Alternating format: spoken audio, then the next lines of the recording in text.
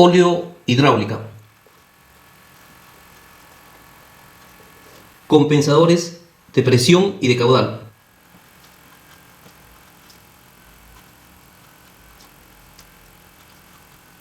También conocidos como compensadores de corte y de margen.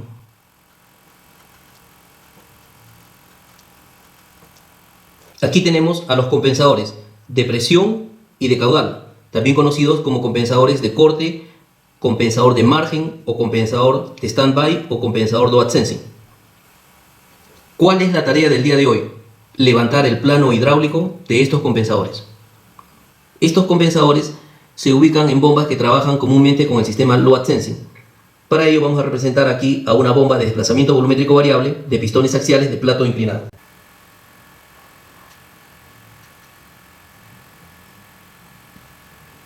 Aquí tenemos a la bomba, al plato inclinado de la bomba, el sistema mecánico que mantiene inclinado al plato, por ejemplo, un muelle. Aquí tendríamos a la vía P de la bomba.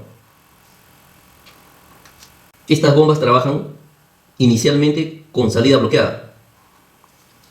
Esta sería la vía de succión y aquí su vía de drenaje. Y esto sería el tanque hidráulico. Estos compensadores toman presión de la línea P de la bomba.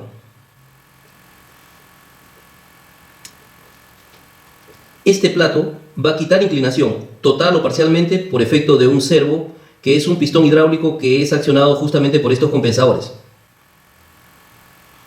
Este servo está totalmente retraído inicialmente por efecto de este muelle, pero él será accionado por efecto de la presión que se forme a través de esta vía A, que es la que va a accionar a este servo. Estos compensadores tendrán una vía de salida T, que va a descargar este aceite de control sobre la carcasa de la bomba. Entonces tendríamos tres vías de acceso sobre los compensadores: la vía P, la vía A y la vía T. Además, el compensador de caudal o compensador de margen va a recibir una señal que viene del sistema, que es de suma importancia, la cual la vamos a conocer como línea de load sensing. Estos compensadores pueden ser regulados comúnmente, por ejemplo, este compensador, el más grande, el de presión o el de corte, por ejemplo, a 220 bares. Y el compensador de caudal o de margen, comúnmente entre 17 a 25 bares. Es muy común una regulación en 20 bares.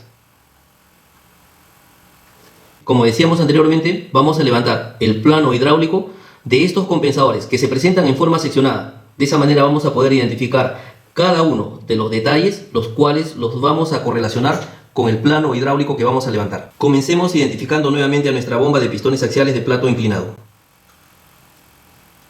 La bomba, el plato, el sistema mecánico que mantiene inclinado a ese plato inicialmente, es decir, antes que la bomba arranque.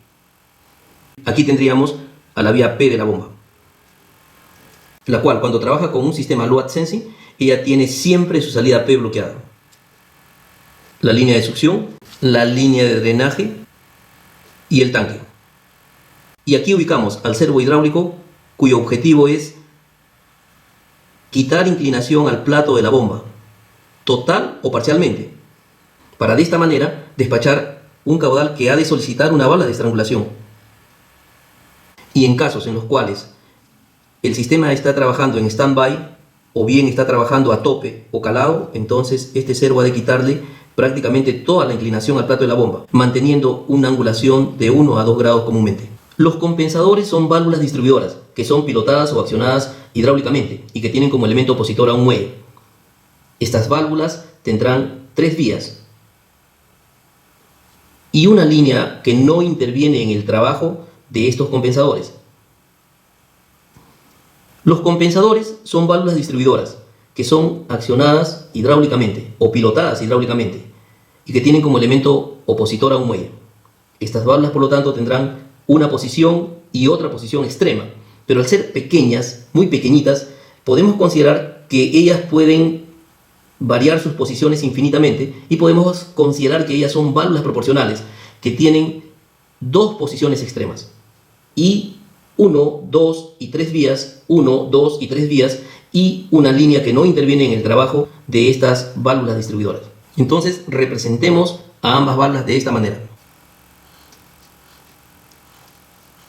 Con dos posiciones extremas, accionadas o pilotadas hidráulicamente.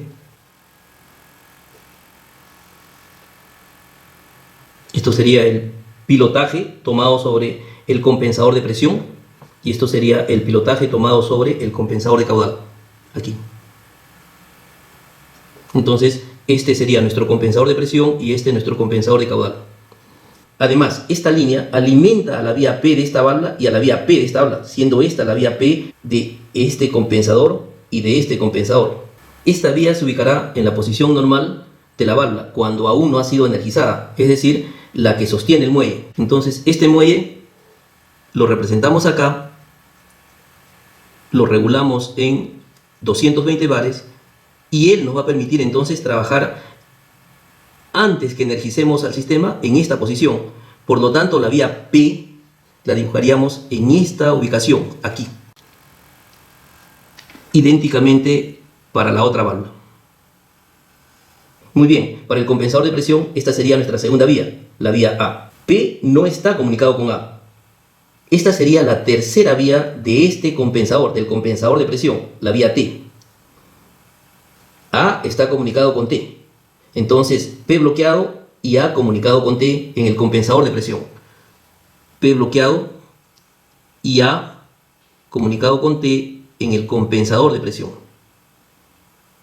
En el compensador de caudal tendríamos acá la vía P, aquí a la vía A, P bloqueado, A comunicado con la vía T en este compensador. Y esa vía A se comunica con la vía T del compensador de presión, P bloqueado.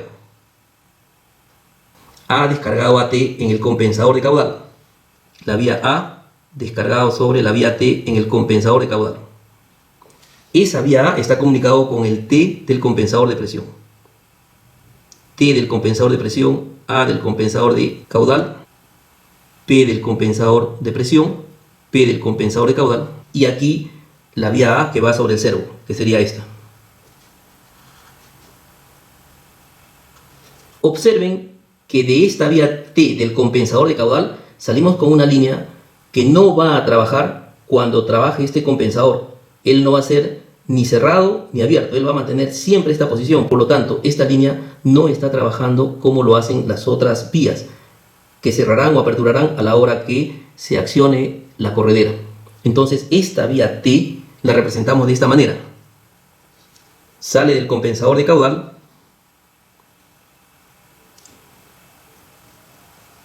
y pasa independientemente de los compensadores sobre la carcasa de la bomba.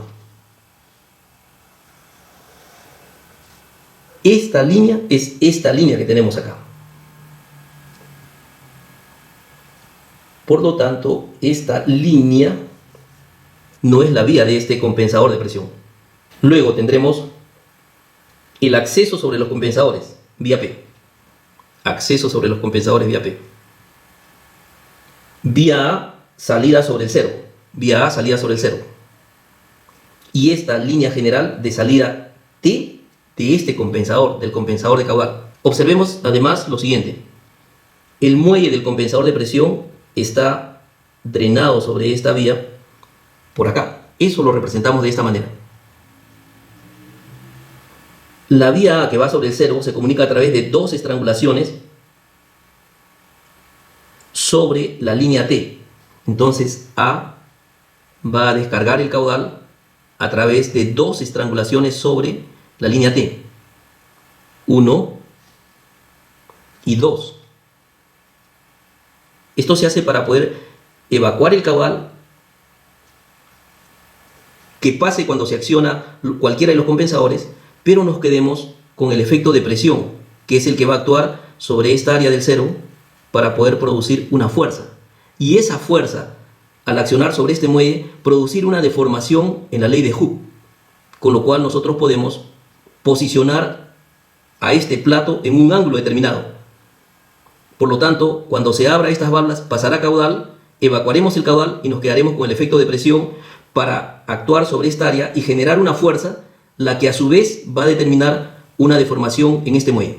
Además, también tenemos que representar la vía de salida del compensador de caudal, que es el que también se llega a comunicar a través de una estrangulación sobre la línea tanque cuando él actúe. Entonces, cuando él actúe, el caudal por acá va a tener la posibilidad de poderse también descargar a través de una estrangulación, de esta segunda estrangulación, así de esta manera.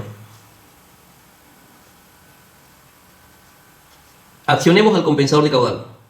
Al accionarse, este compensador nos permitirá el paso de la vía P con respecto a la vía A y bloqueará el paso de A sobre T. Entonces, al accionarse este compensador, comunicaría la vía P con la vía A y se bloquearía la vía T. Él debe vencer a la fuerza de este muelle, que comúnmente está regulado, como lo hemos indicado, en 20 bares.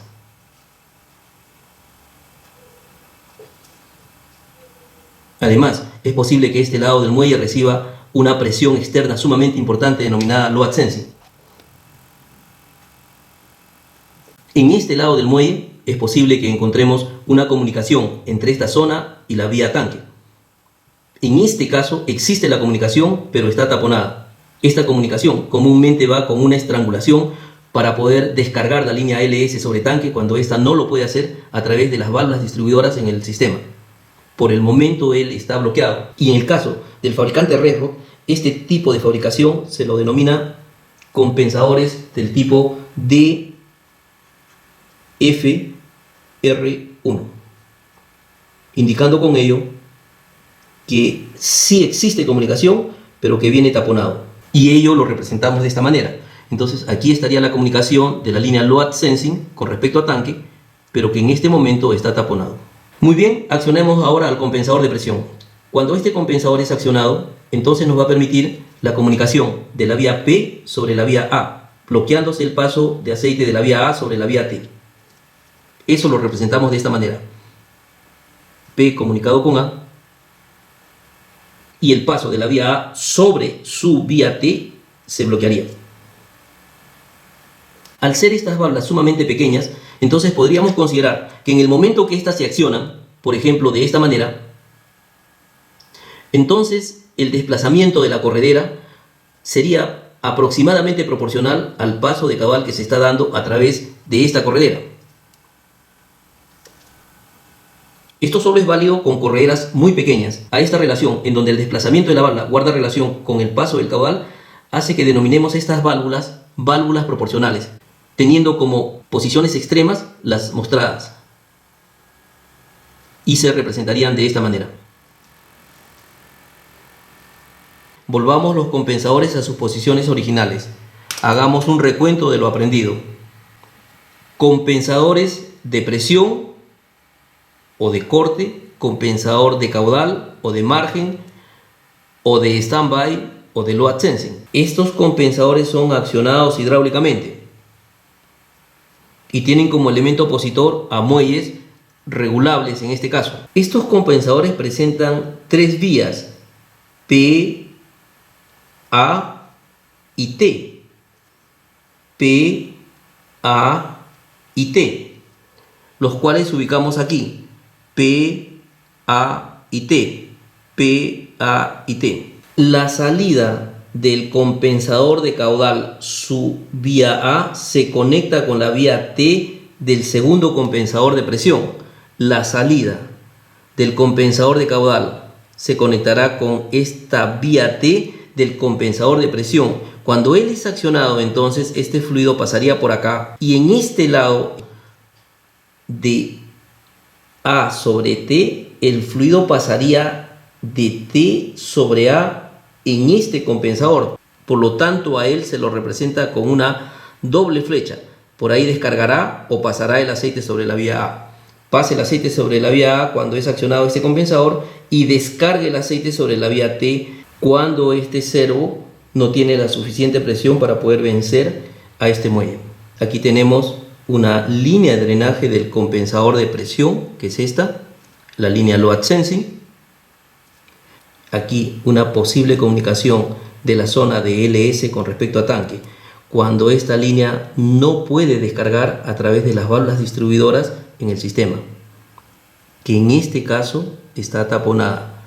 y que el fabricante Resrod lo denomina a este conjunto como el conjunto DFR1.